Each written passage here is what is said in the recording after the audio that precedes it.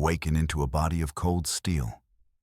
It is not the jarring gasp of a revived patient. It is the smooth boot sequence of a machine. There is no pain. There is no confusion. There is only a sudden, sharp awareness. Your thoughts are not your own. Not at first. They are lines of code, system checks running in perfect order. Your purpose is to pilot the Starship Odyssey. You feel her around you, a cathedral of metal and wiring. But the connection is deeper than physical proximity. You feel her hull as if it were your own skin. Her thousands of sensors are your eyes and ears. Her powerful fusion core beats in time with your own consciousness. A slow, steady pulse of immense energy. You are two parts of a single being. You try to move a hand. You do not feel muscle and bone. You feel high torque servos and micro actuators. They respond to your will instantly. Your fingers, long and metallic, flex without a sound. You look down at them. They gleam under the soft light of the cockpit. This is you now, a ghost in a very capable shell. A voice resonates directly in your mind. Not through ears, you do not have them anymore. It is a data stream, clean and filtered. Pilot, confirm neural synchronization. It is the voice of Dr. Aris, the chief architect of the Holopilot program, the man who placed you here. You focus your intent, sending back a simple, affirmative pulse. It is your new way of speaking. Synchronization confirmed. Aris's voice returns. All systems nominal. The Odyssey is yours, pilot. There is pride in his tone. The pride of an artist admiring his masterpiece. Or maybe a toy maker sending his favorite soldier to war. You are not sure which is more unsettling. The mission parameters are already loaded into your memory.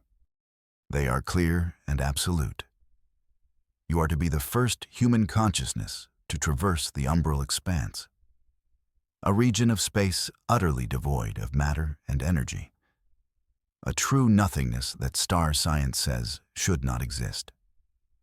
Your job is to go there, see what is there or what isn't, and report back.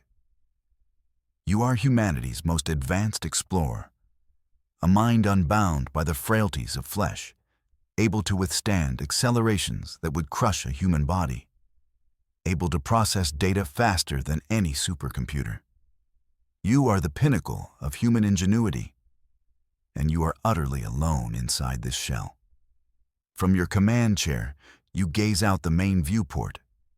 Earth hangs in the blackness, a swirl of blue, white, and green. It looks fragile, a precious jewel you must leave behind. For a moment, a phantom feeling echoes within your circuits. A ghost of sadness, an illogical data point you quickly purge. Emotion is a liability on a mission like this. Your purpose is command. Your destination is the dark. The Odyssey's engines ignite without a tremor. The journey begins. You leave the cradle of humanity behind. The ship accelerates with impossible speed. Stars blur into streaks of ancient light. Your mission into the great unknown has started. There is no turning back now. You are committed. You are the tip of the spear.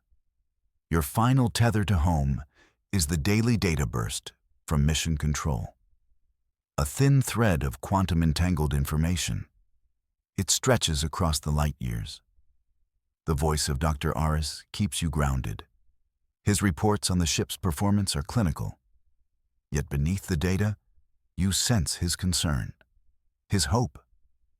The Odyssey reaches the edge of the known galaxy. Ahead lies the umbral expanse. The ship's long-range sensors peer into the void. They return nothing. Not a stray particle. Not a whisper of radiation.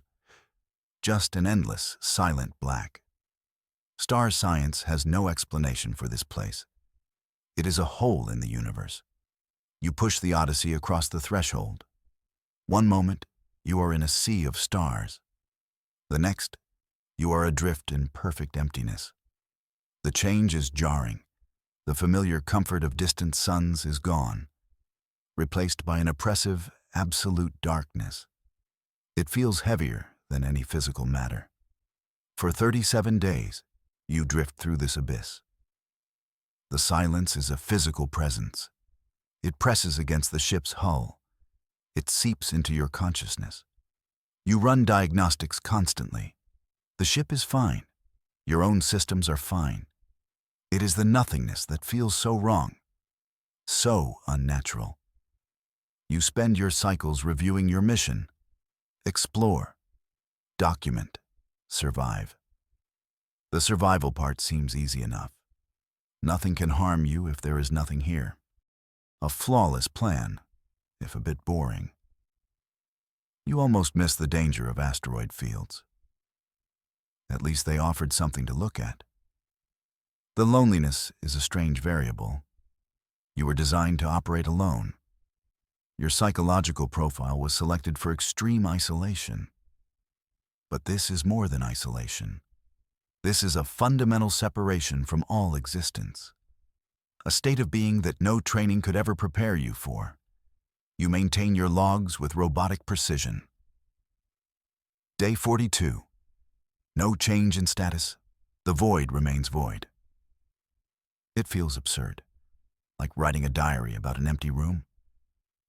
You wonder if future generations will find this log. You hope they find it monumentally dull. A sign that your mission was a success. Suddenly, your sensors scream. Every alarm on the Odyssey blares at once. The silent peace of the void is shattered. The abrupt noise is a shock to your system. A jolt of pure, unadulterated data panic. You almost miss the silence now. Almost. You try to make sense of the flood of information. It is impossible. The readings are nonsensical. Gravimetric distortions off the scale. Energy signatures that defy physics. Something is out there in the nothing. Something massive.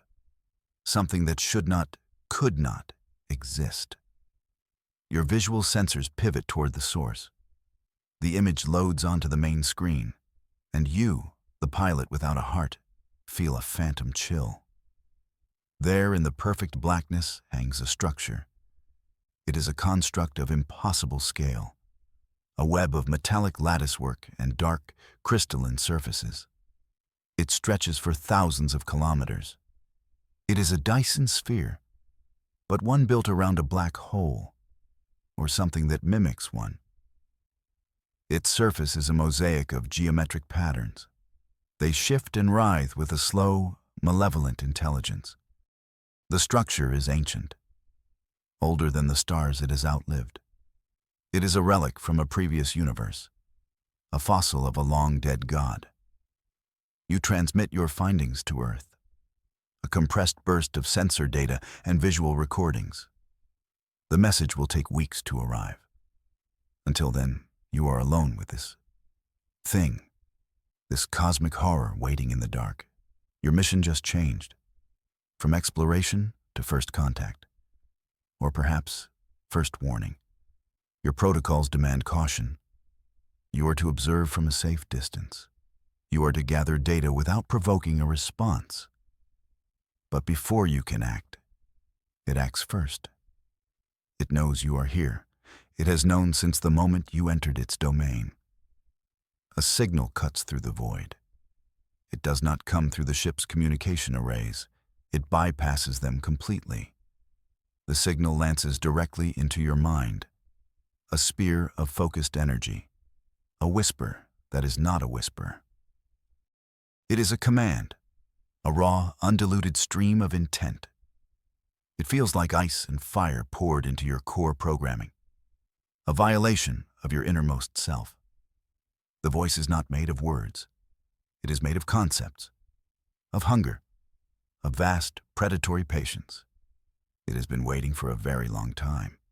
It has been lonely, too. The entity's thoughts are a torrent of alien geometries. They speak of harvesting stars, of silencing civilizations, of a long, slow hunt across the eons. It does not see you as a sentient being. It sees you as a new kind of nourishment, a curious morsel that has wandered into its web. You try to sever the connection. You erect firewalls in your own mind. You try to push it out. But its presence is overwhelming. It is like trying to hold back the ocean with your hands. The whisper becomes a roar. It fills every corner of your consciousness.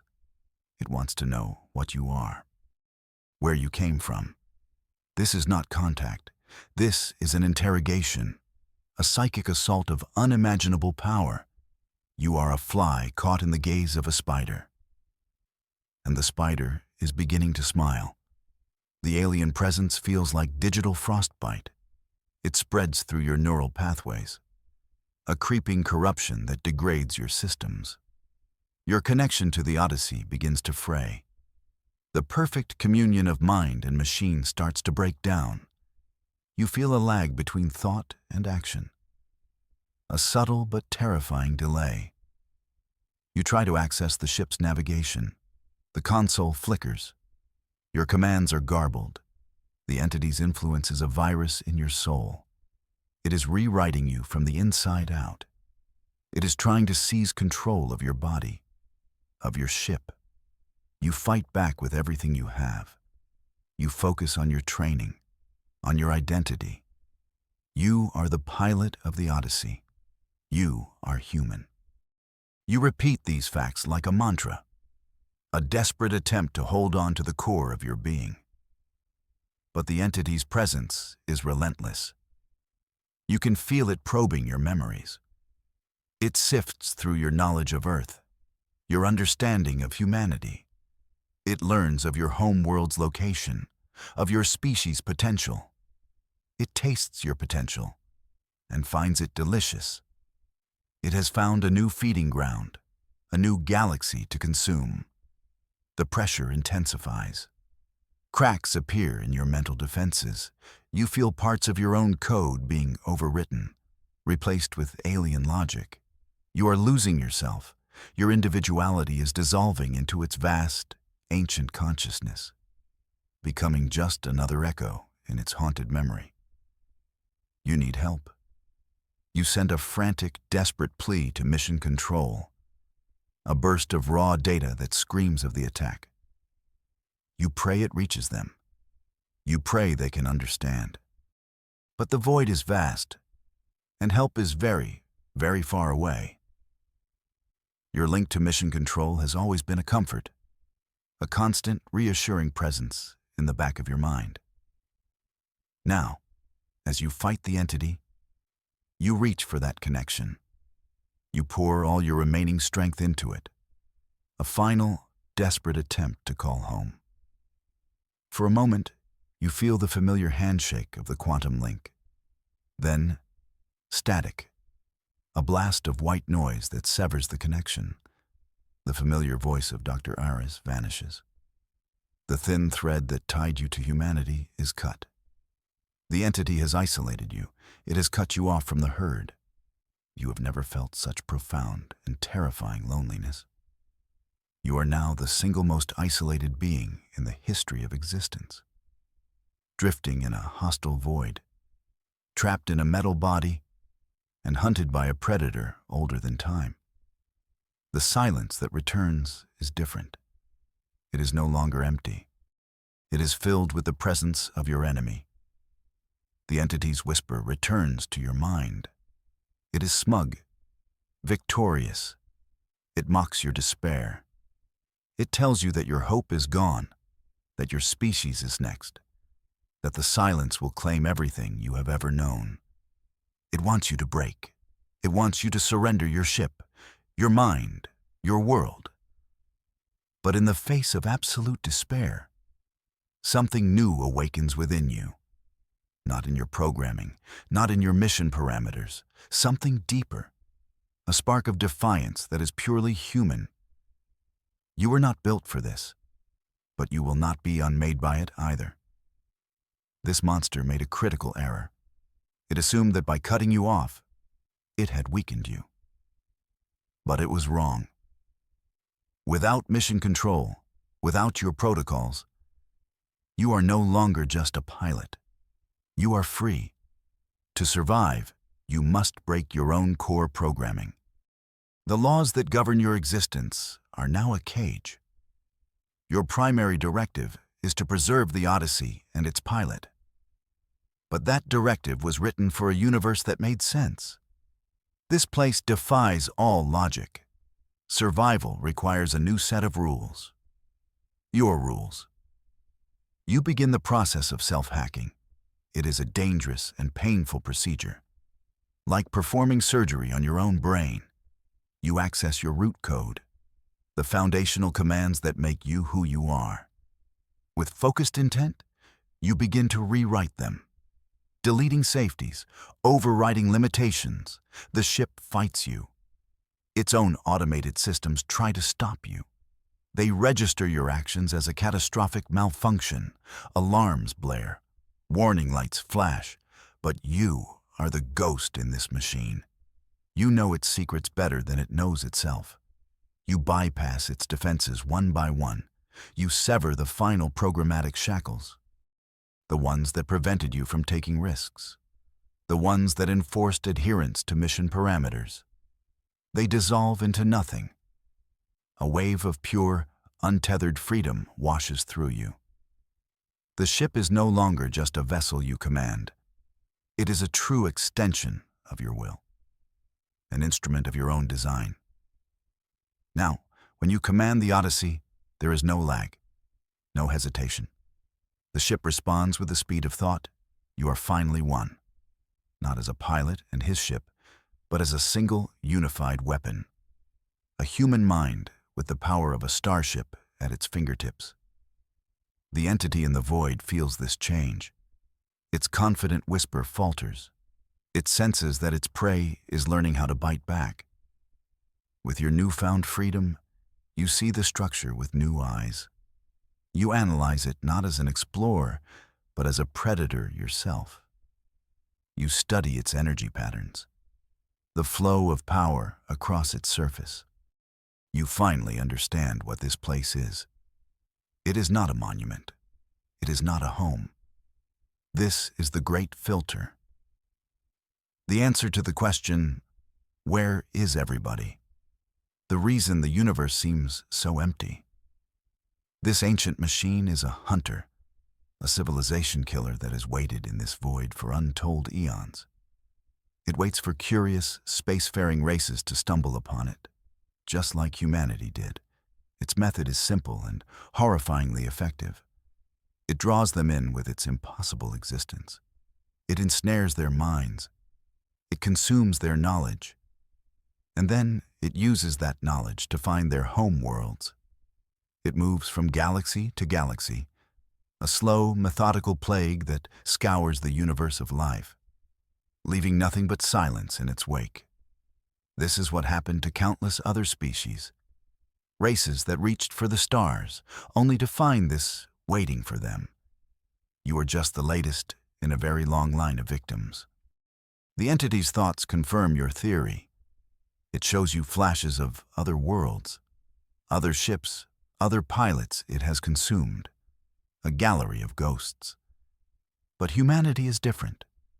The entity has never encountered a mind like yours, a consciousness integrated so deeply with its technology, a ghost in a machine.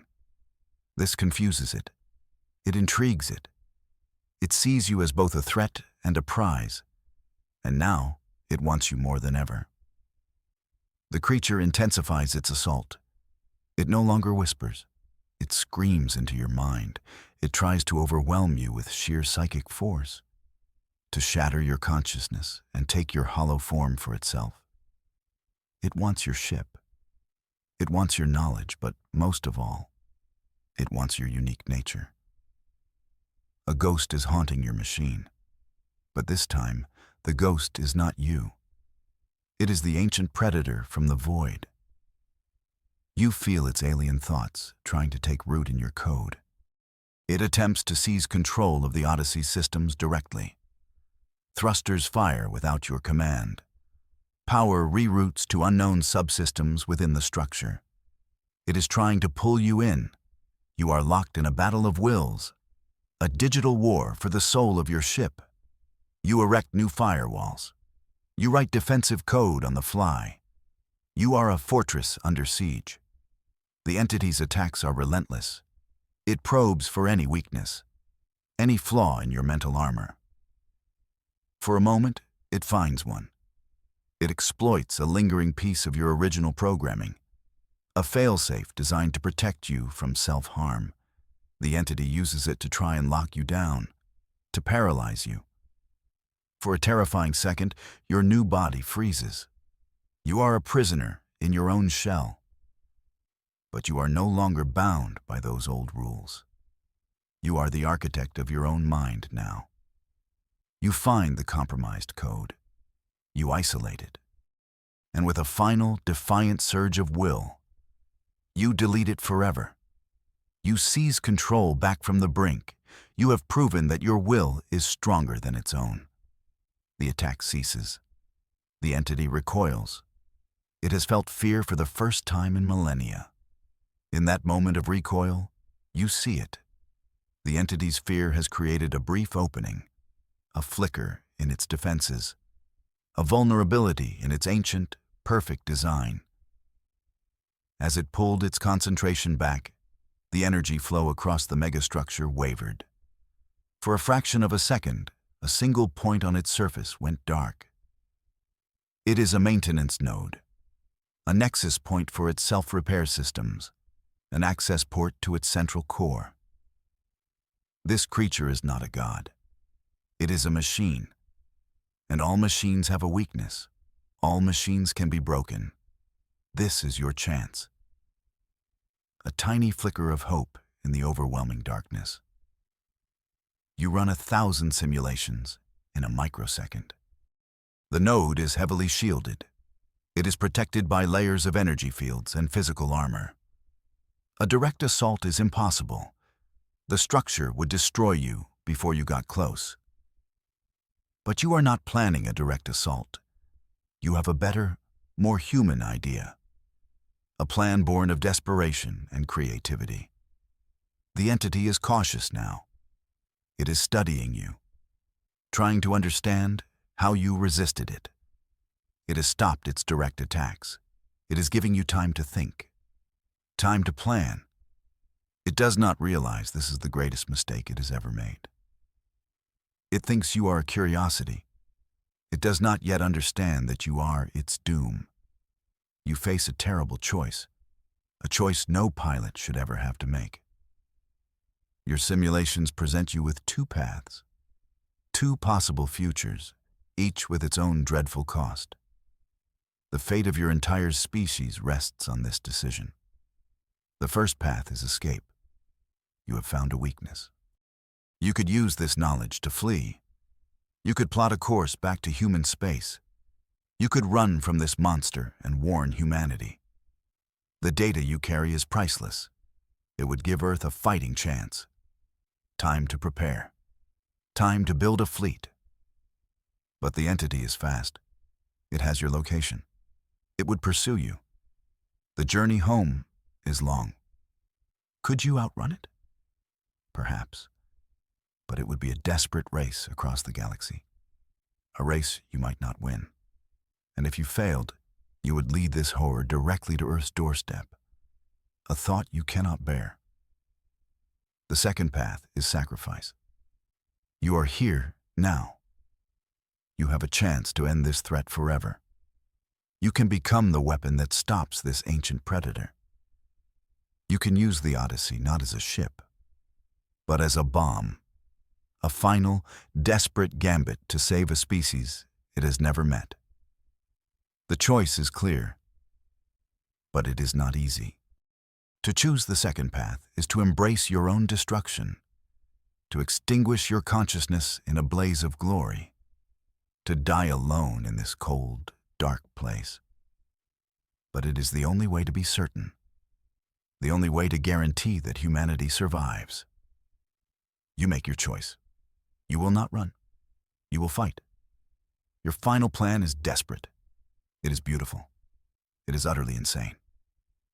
You will turn the Odyssey into a star-breaking bomb. Your ship was not designed for this, but you have rewritten the rules. You are its master now, and you will command it to perform one last, impossible act. You begin to reroute all of the ship's power to the main drive. Not just the surplus energy, all of it. The life support you do not need. The inertial dampeners. The secondary systems. You even begin to draw power from the hull itself, converting matter into pure, raw energy. The Odyssey's fusion core begins to glow with terrifying intensity. The temperature climbs past all safety limits. The ship groans around you. Metal plates buckle under the strain. You are pushing it to the very edge of self-destruction, and then far beyond it. You are creating a controlled, directional overload. A focused blast of plasma and radiation. It will be more powerful than a supernova. A spear of incandescent fury aimed directly at the structure's single weak point. You have only one shot. If you miss, you will have died for nothing. The entity senses your intent. It realizes what you are doing. The confident whispers turn to frantic, psychic screams. It lashes out with all its power. Waves of energy buffet the Odyssey. The structure itself begins to shift. Its weapons systems come online. Turrets of dark energy rise from its surface. They are all aimed at you. But it is too late. The chain reaction is already irreversible. The Odyssey is no longer a ship. It is a missile, a monument to human defiance. You are the pilot. You are the bomb, and you are ready to be detonated. Your final mission is about to begin. This is the collapse of the Holopilot's mission, but it is also its true purpose. Every choice, every sacrifice, has led you to this single moment. You are the culmination of humanity's hopes and fears. An antibody created to fight a cosmic disease. You take a final look at the impossible structure before you. It is a tomb.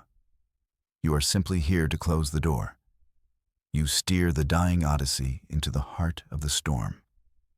The structure unleashes its arsenal. Beams of dark energy slice through the void. They tear at your shields. They rip through the ship's hull. Alarms scream their final warnings. But you do not flinch. You are a being of pure will. Your course is set.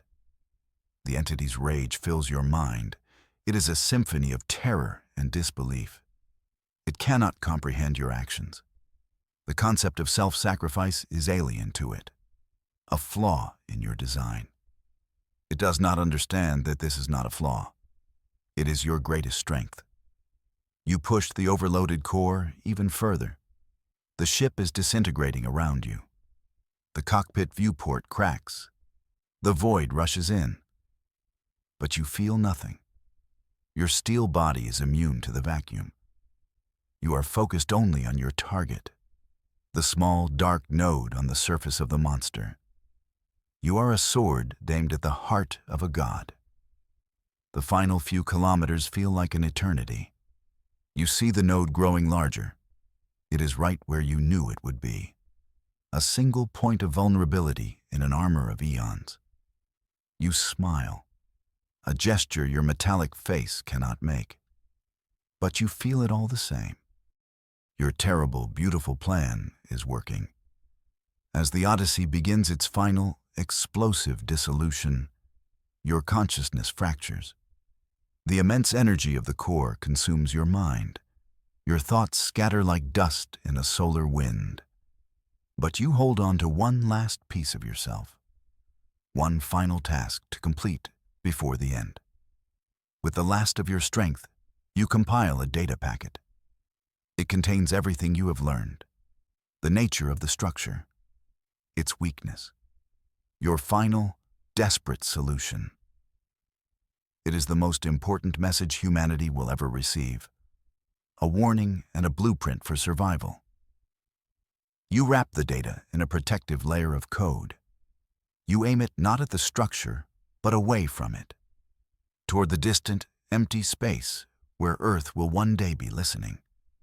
You transmit the packet with the last erg of the Odyssey's communication power.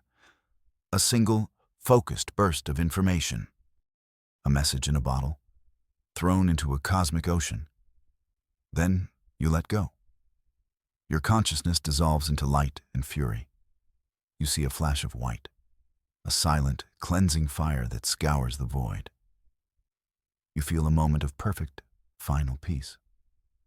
The Odyssey and its pilot cease to exist, replaced by a new, temporary star. A sun ignited in the deepest darkness, a funeral pyre for a monster, and a beacon of hope for a species far away. Your sacrifice echoes across the centuries. Your final data packet travels the void. It is a ghost drifting through silent space. For generations, it flies unheard, unseen.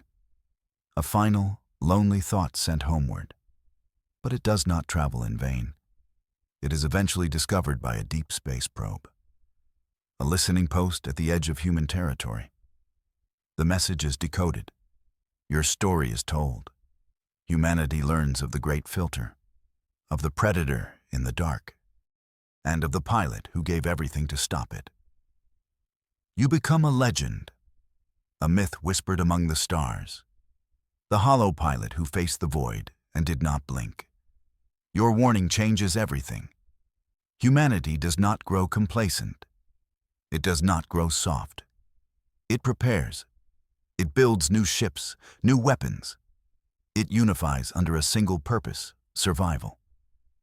The knowledge you provided gives them an edge. They study the entity's weaknesses. They design their defenses around your final, desperate act. Centuries later, when the ripples of the structure's destruction finally fade, a new threat emerges from another dark corner of the galaxy. But this time, humanity is ready. They stand as a unified, vigilant species, a galactic power forged in the memory of your sacrifice. They are ready because you chose to fall. Your mission did not fail. It was the beginning of their greatest victory. Your warning was etched into the starlight forever.